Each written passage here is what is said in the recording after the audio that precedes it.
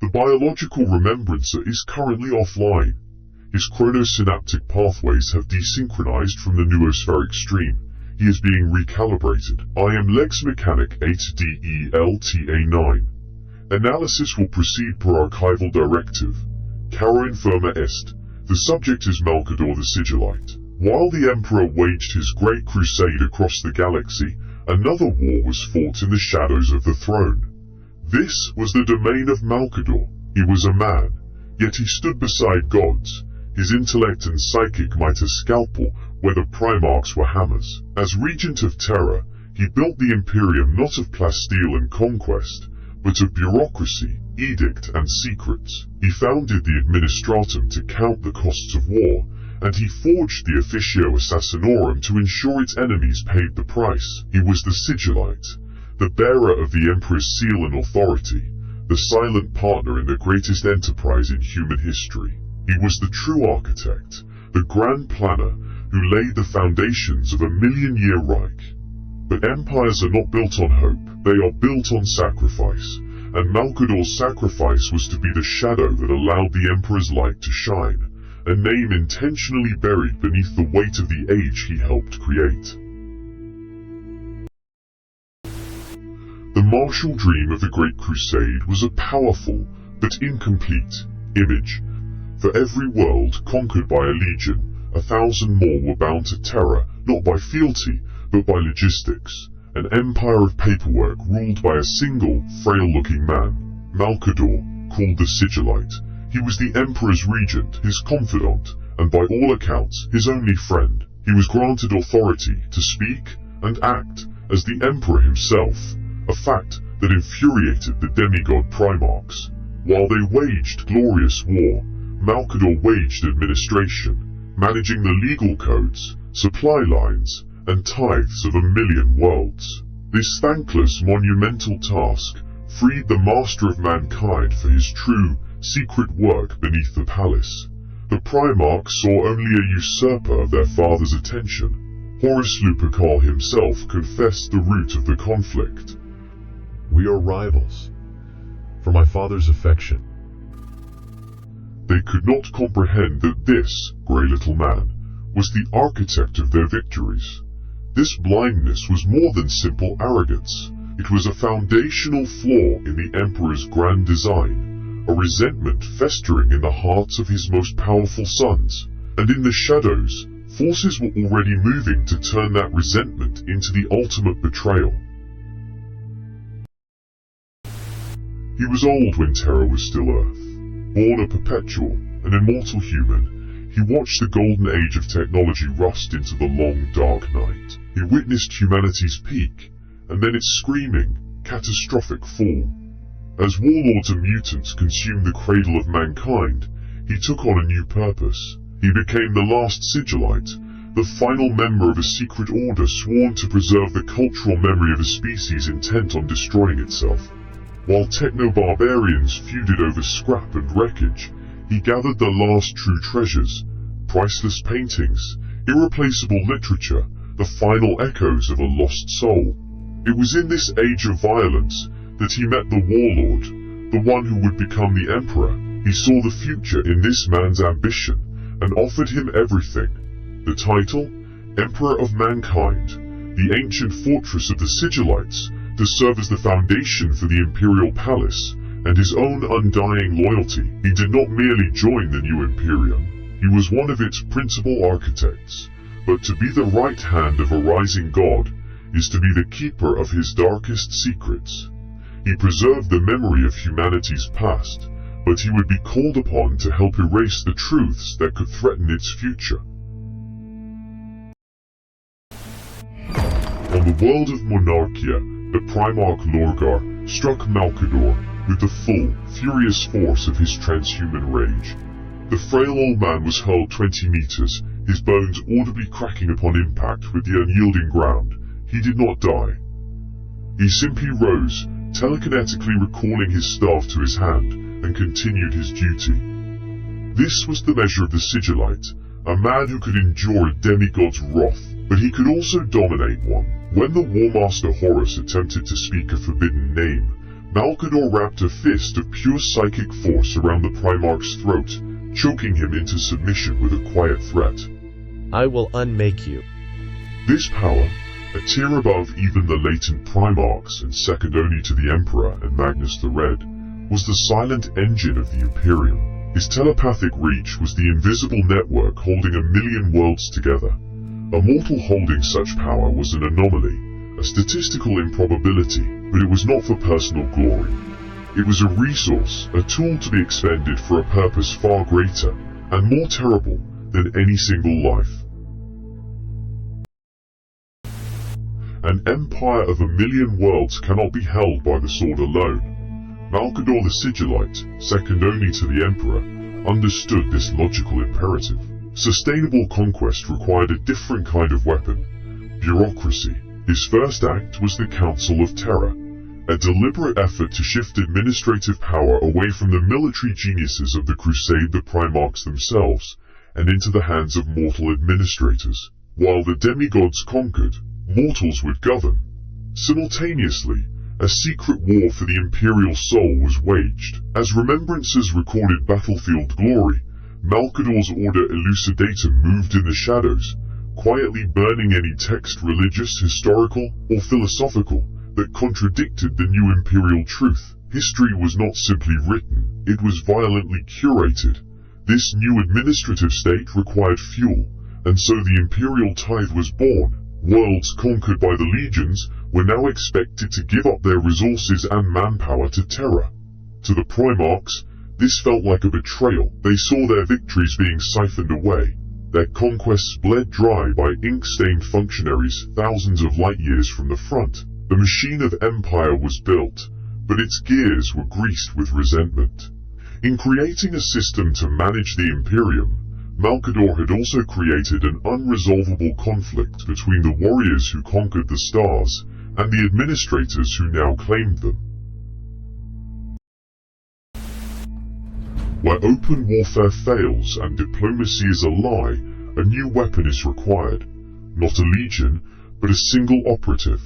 Not a battle, but a single perfectly executed act of murder. From this need, the Officio Assassinorum was born, its temples specializing in bespoke death. The Vindicare are the patient spectres, snipers who can end a rebellion with a single bullet from a mile away. The Calidus are the ultimate infiltrators, using the drug polymorphine to assume any identity, dismantling entire regimes from within. For pure, unadulterated terror, the Eversor is unleashed, a berserker assassin pumped with a cocktail of combat stimulants, a whirlwind of death whose body detonates upon termination. And for the Psyker the Witch, the most dreadful weapon is deployed. The Culexus. These are pariahs, soulless blanks whose very presence is an agonizing void to those who touch the warp. They do not just kill the witch, they unmake their soul. These temples are not a recent necessity born of desperation. They were conceived by Malcador at the dawn of the Imperium, a shadow army to serve the light. It begs the question, what kind of utopia must be built upon a foundation of such calculated monstrosity? On the world of Isstvan III, the War Master's orders were simple: crush the rebellion. To this end, he deployed the most loyal and steadfast elements of 4 legions: the Emperor's children, the World Eaters, the Death Guard, and his own sons of Horus. It was an honor. It was a lie.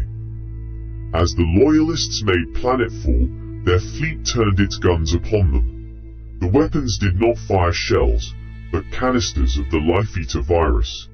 A biological horror, it transformed the verdant world into a churning broth of liquefying flesh and sloughing biomatter. Hundreds of thousands of space marines and millions of civilians died in moments of screaming agony. To sterilize his own atrocity, Horus then ignited the planet's poisoned atmosphere. Yet, some survived. Forewarned by a desperate few, a number of loyalists found shelter deep underground. When they emerged, it was to a black glass wasteland under a dead sky. Enraged, Horus sent the traitor legions to the surface to finish the job. Brother fought brother. Soul targets of the Emperor's children rallied the survivors, shouting into the VOX, "They may have left us to die, but they have left us to die as Space Marines." The battle that followed was not for victory, but for a good death. The signal of this betrayal echoed across the galaxy, but its true meaning landed hardest on Terra.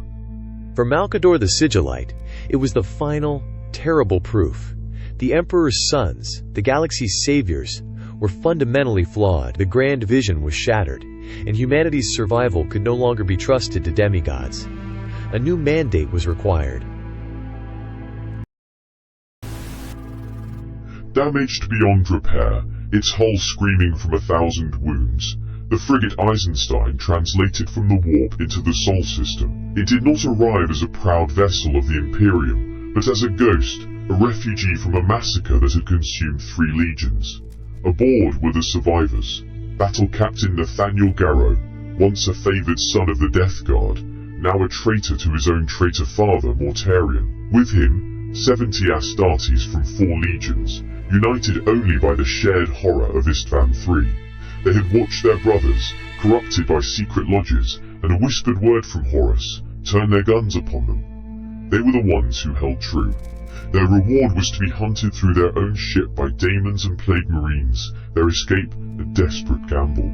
Upon reaching Terra's watch, their plea was not met with relief, but with cold, unyielding suspicion. Their message of betrayal was so monstrous it bordered on insanity, and the heroes were imprisoned in the silent fortresses of Luna. Garrow believed his duty was to deliver the warning. He was wrong. That was merely the first, desperate act. In the shadowed halls of the Imperial Palace, the Regent Malcador looked upon these 70 broken, legionless warriors, and saw not just survivors, but a new kind of weapon. A tool for a war that would be fought not on the open field, but in the darkness, with secrets and blades. While Rogel Dorn encased the throne world in a shell of adamantium and rockcrete, a second, far quieter war was waged for the soul of the Imperium.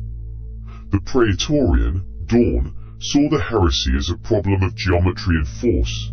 His doctrine was the fortress, physical walls, overlapping fields of fire, and the proven strength of his legiones Astartes. To him the traitor was simply an enemy to be broken on the ramparts. He adhered to rigid convention, hoarding volatile assets like psychers deep in palace vaults. But the regent, Malcador the Sigillite, understood a more insidious truth. His war was one of shadows. He saw the enemy not as an army at the gate, but as a rot that had already taken root within. Where Dorn built walls of stone, Malcador erected metaphysical wards and dispatched kill teams. He weaponized the unconventional, irregulars, psychic nulls, and most audaciously loyalist Astartes, cut from the traitor legions themselves, forming a clandestine brotherhood to hunt their own fallen kin. 2 guardians, 2 irreconcilable doctrines of defense. One built a cage to contain a beast, the other hunted the phantoms already lurking inside its walls. Both were necessary, and neither would be enough. To be a loyalist from a traitor legion was to be a man without a home, a ghost haunting the ruins of a broken oath. It was a state of being Malcador the Sigillite did not see as a weakness, but as a qualification. The first was Nathaniel Garrow of the Death Guard. He had defied his Primarchs to bring warning of the betrayal, and for this his identity was scoured away. His legion heraldry, a mark of pride, was ground down to bare ceramite. In its place, Malcador gave him a new symbol, his own personal sigil. Garrow became a Gentia Primus, tasked to travel the war-torn galaxy and find others like him. His mandate was to recruit the survivors, the lost, the disowned. He sought Garviel Loken, a son of Horus, left for dead on Isstvan III. He found Mesa Varen, who turned from the World Eater's bloody path. He located Tylos Rubio, an ultramarine librarian, practicing his craft in defiance of the Emperor's own edict. These were not legionaries anymore. They were the Sigillite's knife in the dark, unbound by conventional chain of command, prosecuting missions of assassination and sabotage that no true legion could sanction. Each warrior recruited was a living paradox, a traitor to their brothers in order to remain loyal to their father. But Malcador was not just assembling a clandestine unit, he was testing a terrible hypothesis, forging a new kind of warrior for a new kind of war, with consequences that would echo for 10,000 years. Even as the siege of Terra raged, Malcador the Sigillite understood a terrible truth. The physical war against Horus was merely the opening salvo in a perpetual, metaphysical war against chaos. A new form of weapon was required, one that would take 1,000 years to forge. From the ranks of his clandestine Knights-Errant, Malcador gathered the 8 most powerful Psycho Astartes he could find. Among them was Revuel Arvida, a warrior fated for a harrowing apotheosis. To grant them a leader of impossible power, Malcador merged Arvida with a loyalist shard of the shattered Primarch Magnus the Red, creating a new being known only as Janus. To house this nascent project, Malcador performed his greatest and most terrible feat, the Shroud. With an exertion of psychic will that dwarfs almost any other, he cast a psychic enchantment that physically tore Saturn's moon of Titan from reality, hiding it entirely within the hostile tides of the warp. Protected from the horrors consuming the throne world, these 8 founders began their work, building a new, secret chapter, utterly incorruptible and dedicated to hunting the demon. Thus, while brother fought brother and the Imperium burned to its very foundations, its ultimate contingency was being forged in seclusion, incubated in the one place no sane mind would ever seek refuge.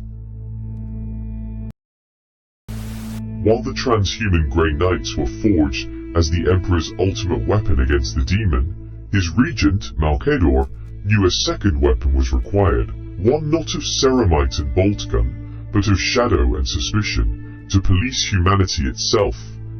Malcador brought 4 mortal souls before the Golden Throne, individuals of unyielding will, forever scarred by the heresy. Among them, the former iterator Kirill Sinderman, a man who once preached the Imperial truth, now stood as a testament to its failure. Alongside him, the silent sister Amandera Kendall, a living weapon against the witch, her very presence a symbol of the new, eternal war. These were not generals, but investigators. They were granted a perpetual mandate, an endless hunt for the enemies within, the witch, the traitor, the mutant, the Xenos. Their authority was absolute, their methods unchecked, their existence a secret known only to the highest echelons of a dying dream. Born in the ashes of betrayal, this new order was not created to protect the Imperium's ideals, but to bury them. The open, secular truth of the Great Crusade was now a liability. It was replaced by a new state religion, guarded by an institution built upon the grim certainty that any human, on any world at any time, could be a threat. With the traitor Warmaster's fleet in orbit and his armies at the palace gates, the master of mankind was a prisoner, not of Horus but of his own grand design, shattered by the well-intentioned folly of his son, Magnus the Red. The psychic breach beneath the imperial palace was a gateway to damnation, held shut only by the Emperor's focused, telekinetic might. To leave the Golden Throne, even for a moment, would unleash an apocalypse that would consume Terra whole. The strategic calculus was absolute. The Emperor could not lead, and he could not face Horus. Into this impasse stepped Malcador the Sigillite, Regent of Terra, a mortal man of unfathomable psychic power and loyalty. He would take the Emperor's place. He would bear the burden. As he ascended the steps of the throne, the psychic force of a million screaming demons slammed into his consciousness. His ancient body began to blacken and crisp, his mind shredded by the infinite horrors of the warp. He was not merely dying, he was being immolated, soul first, to buy his master a few precious hours. A god's burden was placed upon a mortal's shoulders, and for a time, impossibly, the mortal held. This act of ultimate sacrifice was the final move in the game, the one that would free the Emperor to face Horus aboard the vengeful spirit, one last time. When noble Dorn returned the mortally wounded Emperor to the throne room, He did not find the Regent of Terror.